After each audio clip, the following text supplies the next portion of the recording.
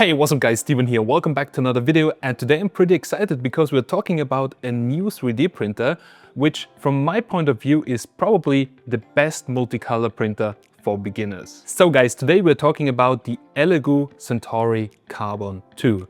To be really honest with you guys, it's my first Elegoo printer. Now I have several other printers and yeah, I was actually pretty excited to try it out, and I was actually surprised how much you get for the money you're paying, because it's very beginner friendly, the quality is good, the build quality is fantastic, and also there is an open source RFID auto recognition system. It does everything automatically, the leveling, it has an upgraded 5-inch touchscreen, 4-color, multicolor prints. It even has a hardened steel nozzle that supports printing up to 350 degrees, so you're not limited with the materials. You can even print carbon fiber materials or whatever. So also the build quality of it, I wouldn't have expected this for this price. So guys, today in this video we'll check out everything from the unboxing to the installation to the slicer up to some test prints, and I will let you know even how it holds up to much more expensive printers. So let's go and let's check it out. So guys, there we go. Here's the 3D printer and let's unpack it and let's have a closer look. So well, comes pretty nice packed, just like my other printer, which I have right over here. But this one is just so much more affordable. So I'm really curious how the build quality will be. So, first of all, here at the top, we have some foam to take out. There's also a user manual inside of the box. So, whoa. Now the printer comes already pretty much pre-assembled in one piece, which is cool because I was there in the beginning of 3D printers and it was a mess to build them up. But nowadays, well, whoa, actually pretty heavy. So guys, that's it, printer's out. So it's just in one piece. Literally all the accessories are probably inside of it. And yeah, let's get it out. And there we go, like here is it, the Centauri Carbon 2. And you see it comes well secured with the tapes, just pull it off. And all the accessories like expected are inside. Now the only thing when opening, be a bit careful with the fan cover because you can lift it off like this and there's a cable inside, a ribbon. So yeah, just take care of this. Other than that, you can just slide out all the accessories, and then in here we have plenty of foam to remove. So you just take all of this out. And holy cow, the build quality, like at the first look, this looks like a really well built machine. Now I'm actually excited. 256 times 256 times 256 cubic build area. That's pretty cool. It comes already with a textured plate, which I really like because you don't need to buy one extra. If you just turn it, you have like a regular arm plate and it snaps in there so smoothly. So with basically the alignments right over here, so that's actually much better than on the bamboo. And yeah, let's take off the rest. Now here in the front you got to be careful because this is the ribbon cable which will connect to your front unit that's placed here. So with ribbon cables you should always be extra careful not to damage them. Now guys, the first thing you actually want to do is unlock the heated bed. So for transportation this is locked in place so nothing gets damaged, and you just use this applied Allen key. It comes of course with a tool set, and you just unscrew the screws and take out the plastic so the heated bed can move freely. And now I'll quickly do that on all of the sides and then we continue. So that's it. You just take out those 3 screws you can find here and you're ready to go to continue. Now the next thing you want to do is install the touchscreen. Now this is cool because this touchscreen here just snaps into place here with the plastic clip. It doesn't come with any screws, so it's very easy to install. You just attach the ribbon cable to it and then, so you just need to check how it goes in there. It goes in like this, and you just attach the ribbon cable and there we go. You should hear it clicking in place. Then you push the ribbon cable back and you just, snap in the touch screen, lock it down, and it's safe in there. The next thing you want to do is install the nozzle wiper assembly. So this is basically where the nozzle gets cleaned, and you're just putting it in here in the rear, and it will be secured with screws from the back. So at this step you have to pay a little bit of attention because the screws are different. The top one is using the 12mm long ones and the bottom one the 8mm, but as you can see also the heads are different, so you can't really mix them up anyway. Just make sure to not over tighten the screws because they go into threads that are in the plastic part, so you don't need a lot of force, just very gently tighten them up. So the next step, we have to install the Elegoo canvas. So this is basically what is pushing the filament to the extruder, and it has an input for 4 spools, so you can have 4 different filaments, 4 different colors, and this goes basically on top of the unit. There is also this mounting plate which we have to install here on those 2 screws right over here, and then attach this from the screws at the back. So let me quickly do that. So we're just taking the plate, it goes on top of this and will be now secured with 2 screws. Now it's being screwed in with those long screws. You will find them actually in the accessory package, and then you just place it here, you put in the screws from the top and you attach it. It's as simple as this. So the actual canvas now goes on this side and will be secured with those 3 screws, which is using the 8mm long 3mm diameter screws. Now this is how the spool holder looks like. As you can see, they're also labeled, and well, you can see also the numbers, the corresponding numbers right over here. Then they are actually quick release ones, which is pretty cool, and then this clip goes on top of here, and then you can just slide in the spool, so it's also super easy install. So let's secure the spool holder with 2 screws, and now just slide in the spool with the correct number. And it's pretty cool because it comes here with the clips and it rotates. So all the spool holders are attached, and now we're going to check out the tubes for the filament. As you probably have already noticed, we have 4 outputs here and 1 input here. So for the extruder, so now it's the question, how do you get 4 in 1? Well, it's using this kind of piece here, which basically can feed 4 into 1 output. And all you have to do is just slide it in here, fits in place, and will be secured with 2 screws on the back. Well, it's installed. Now it's time to do, the tubes. And we put the tubes in here, then the tubes in there in any order. And also there's a little plastic clip here to basically organize them a little bit and secure them. And there we go. Here goes the first one, pretty much snaps into place. Second one, just go in here. Third one, and the last one. And now we can use this clip here to clip them together, like in the middle. So, looking good. Now this is how it should look like.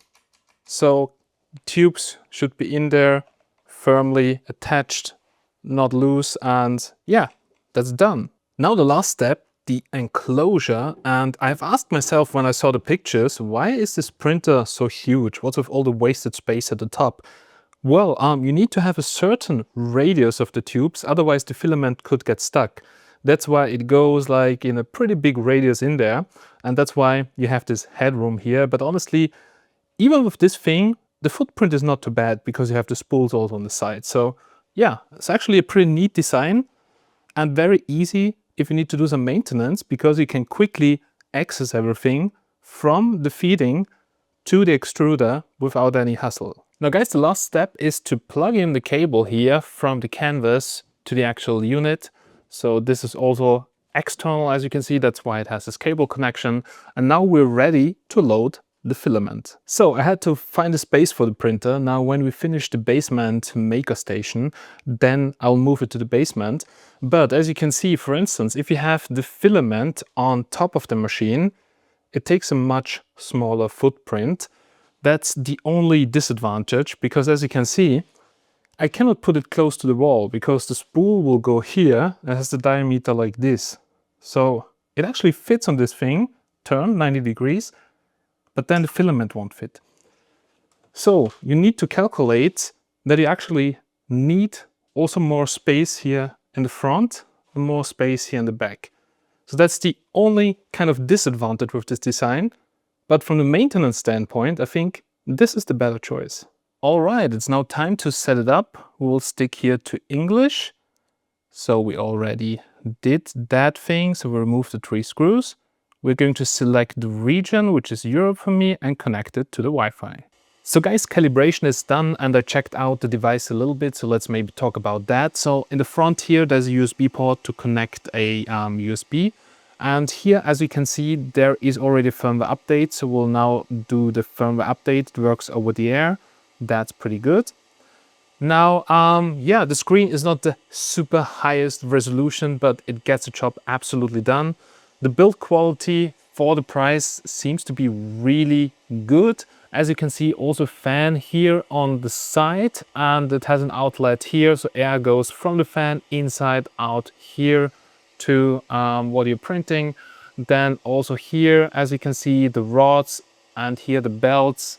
So actually, I have to say, from the price you pay, the build quality looks really good. So let's wait until the firmware update is complete, load the spools, and let's print. So guys, there we go. Let's have a closer look here at the user interface. So here you have a quicker look at your printer and the temperature. You have quick toggles like for the bed, for the nozzle temperature, for the filaments, and also for the fan. So here you can switch to cooling mode, as you can see, chamber temperature hold, model fan, auxiliary fan, which is on the side, and there's a case fan actually in the back, which you can adjust, which is cool. Here, this is basically to manually move, and as you can see, you can move here X, Y, and Z axis.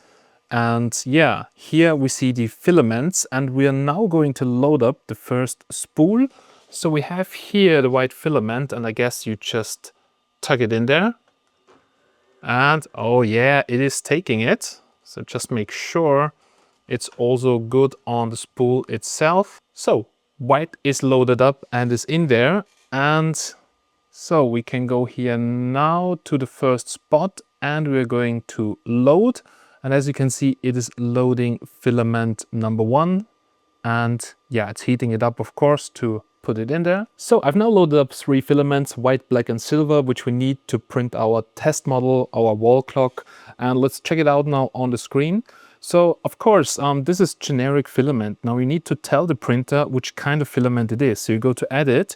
Here you can choose the brand. So we choose now here generic. So it only has 2 presets so far as I see, which is generic and Elegoo. We'll check out later if we can load up more. And here we go to PLA, and as you can see, we can adjust the color here. So the first one is white, of course, and yeah, that's basically it. You can set also the recommended temperatures from the filament producer, which I will keep here now at the default ones. Now we do the same with the second filament, which is the black one. It's generic filament, it is type PLA, and that's basically it. And the third one, we can also add it here, which is the silver one. And guys, that's basically it. Now we have all our filaments connected right over here. So we have white, black, and silver. So other than that, you have several settings. So here's screen brightness. Finally, I found it because I need to turn the screen a little bit down, which is better for filming. There's also screen off setting, languages. You can do the calibration here and also the C offset. You have several things here. You can check for updates. You can have Ethernet only if you don't want to print over the cloud. It has several things like power loss recovery, device assistant, and clock detection, which is pretty good. Then here we have the network settings, which you probably don't have to touch. Here you can see device settings. So basically this displays like the account, which we'll do just in a second on the computer. Then here with the camera tab, I didn't even know there's a camera inside. That's pretty awesome. So we can do time lapses, and it also has the spaghetti detection, which we can set up later after we connect it to the server, which is pretty cool because if your print fails, camera will actually detect it and stop it, and you're not wasting your time and filament. We're ready here. Now we go to the computer and set it up in the software. So guys, we're now on the computer and let me show you the software and how it looks like. And well, it reminds me of a different kind of software I'm already using, but anyhow, that's even better. So let's have a closer look. Now, this is called the Elegoo Slicer. If you go to the Elegoo website and you go to the software, you can see the slicer. This is for the FDM 3D printing. There's also a Matrix app, so you can also control from your phone, print from your phone, which is pretty cool. But yeah, I'm more a computer guy, so we'll talk about the slicer in this video at least. So as you can see, this is how it looks like. This is the whole software suite. Well, if you register yourself, you have a user account, you have also your printer in there. So basically the printer is connected. You see the Elegoo Centauri with the 0.4mm nozzle. And if I just press here, I think it is loading up the printer. And as you can see, mine here is already supported. It's in there. You just connect it. It finds it automatically. It's super easy to do. Then you just synchronize the filament. As you can see, it loaded up the filament I'm using right now in the printer. And now I've imported my wall clock model. It's a quite huge model, and also it's multicolor. I'm using here black, white, and silver. And well, settings pretty much the same. Like this is from a different 3D printer, but I just loaded up here. It basically imported the settings. Now there's not really much to change. We'll leave it now as with the 0.2mm standard preset, and we'll check out the quality from here. And 15% infill, that's looking good. We use crosshatch as infill pattern. And yeah, now we just go to slice the plate, and it will calculate how long this is going to take. We can see here also the code, which is pretty cool, I think, and it takes only 2 hours. That's actually a pretty fast print. So I will just quickly print that thing and then let you know how it looks like, and we'll talk a bit about the quality. And of course, guys, we're going to print a Banshee. So guys, after the initial testing, I moved the printer to my garage, and well, same thing like in my gaming room. If your thing you want to place it on is not so deep, or you have to place it like this. Anyhow, it's time to load up filament. And I told you before, I was just using some, well, G-Tech filament is like pretty cheap here. But actually Elegoo has really nice filament. Because first of all, they use RFID. So I just need to tap it at the sensor and it will detect which filament it is, color, etc. Load it up directly. Then also you can see here it has a scale for the weight, which is really cool, because here on those ones I always have to guess, like, can I finish the print with this? I don't know. But here, as you can see, between 100 grams, you can differentiate, even 125. Yeah, in 25 gram steps like this, you can estimate the rest of the filament, which is pretty cool. Also, they are made out from recycled material, so that's much easier to deal with than plastic spools that you have to collect forever. You can just recycle these. So guys, let's try it out. It's probably there where the RFID logo is. Oh, it beeped. Nice. Let's check it on the display. RFID identified this filament as PLA yellow. Perfect. We actually want to put it in slot number 1. And now we confirm it, and that's basically it. It's ready to load up. Also, those spools are really great because they don't fall off 100%, because as you can see, the diameter is smaller. They fit perfectly here, and the filament quality is pretty nice, to be honest. And also regarding the price, I think they're very good priced. So if you're getting the printer, definitely also go with the Elegoo filament. Because of the RFID, it's very convenient to load it up. You can actually check the weight left here, like how much filament you have left.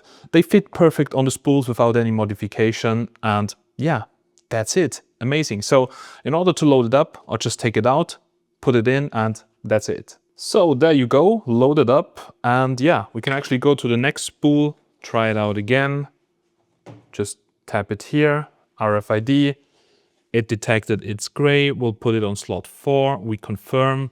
And ready to go. So you see the load up process is actually super fast without any fiddling around. So that's nice. So now it's loaded up, ready to print. And just to summarize this, as you can see, the Elegoo spools are nice, to fit perfectly, definitely recommended.